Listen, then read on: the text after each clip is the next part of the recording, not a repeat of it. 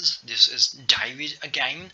Now I'm going to explain the uh, assumption or the mindset behind creating the concept of debate, a healthy debate. How can we have a debate like this? Okay, so let's say this is a code of this is a program which depict what actually happens when uh, there is a debate or discussion between one or more, not one of course, two or more people. So just to clarify with the color conventions, blue indicates uh, data type and red indicates a function. Okay, for example, a statement is a data type. So for example, in this case, pink is a shade of red is a statement, right? So it's a data type because each statement is a data type. Even if we say the earth is flat, then it's a statement, right? So we can consider it a data type uh, statement, which is just a statement.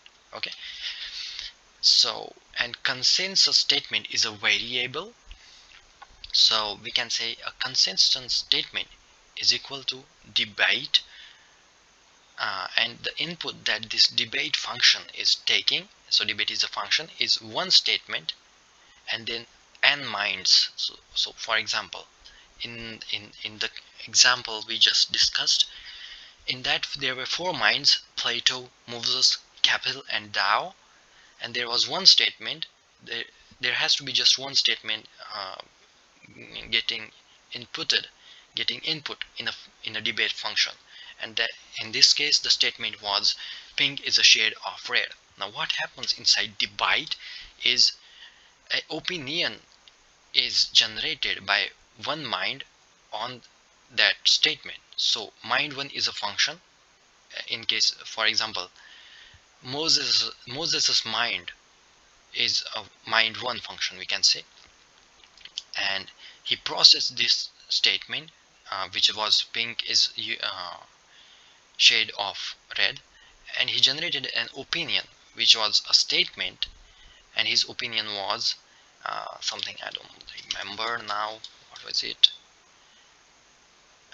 Okay, I don't see any blue tint. Most of people will not see it.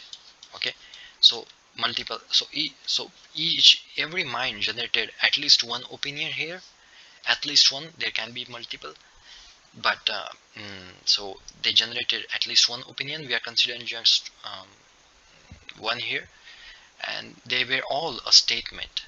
Okay, now if mind 3 uh, wants to process opinion 3, he can trigger a function. Let's say here I will call it uh, there, of course there is no semicolon, so it can give a syntax error. So now opinion again. So what will happen is statement. Let me just copy here statement, and it will be a counter argument.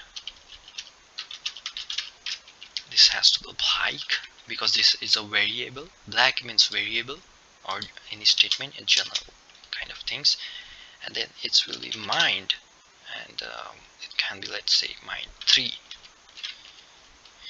right? Mind 3 is, let's say, someone else, right? And it is a function mind 3 of what the hell.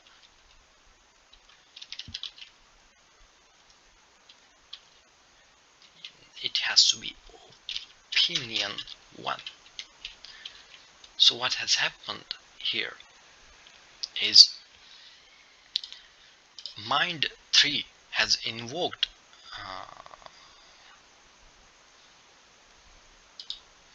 okay, so it has to be, sorry, it has to be a debate here. Debate. opinion 1 and mind. Oh boy, what the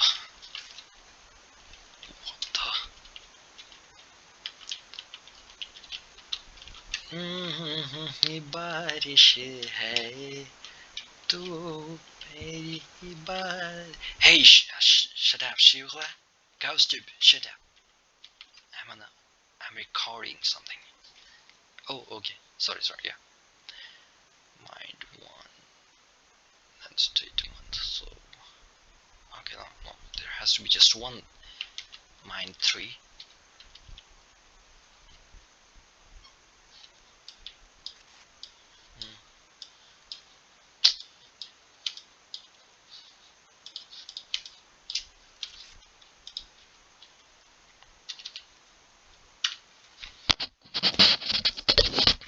Now what has happened here is mind 3 has invoked a function by, so when one clicks on this argument or counter argument of or anything, for example, uh, when Plato clicked on Capel's argument, he invoked a new debate, right? So we can say um, the opinion was of Capel here, and the mind was of Dow. I guess no, it was Plato. I think I know it was Dow. Okay, and then a counter argument was generated, which was Dow's counter argument. Um,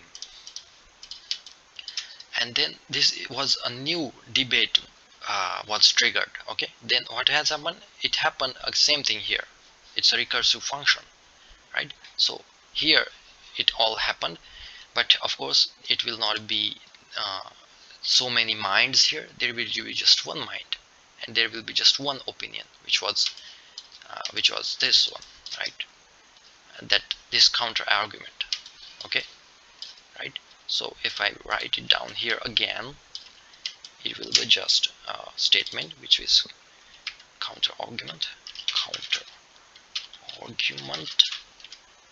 and mind 3, mind Dow, let's call it, and then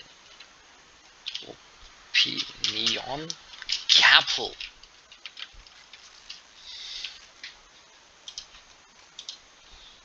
And there will be not much.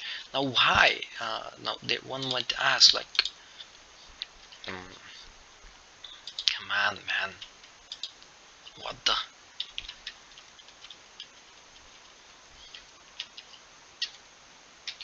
So this is kind of so the function is same here. Okay, this function is same here, but there is just reduced number of mind. There is just one mind who is processing just one argument.